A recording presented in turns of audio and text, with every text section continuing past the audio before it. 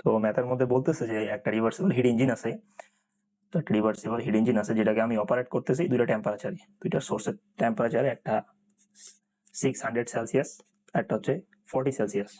এটা আমার ইঞ্জিনকে পরিচালনা করার সোর্সের টেম্পারেচার দেওয়া আছে, এবং এই ইঞ্জিনটা, এই ইঞ্জিন থেকে যে আমি শক্তিটা পাবো, সেই ইঞ্জিন দিয়ে আমি একটা রেফ্রিজারেটর পরিচালনা করবো, একটা রেফ্রিজারেটর অপারেট করবো। সেই রেফ্রিজারেটরের যে সোর্স এবং সিঙ্কের টেম্পারেচার দেওয়া আছে 40 ডিগ্রি সেন্টিগ্রেড এবং 20 ডিগ্রি সেন্টিগ্রেড।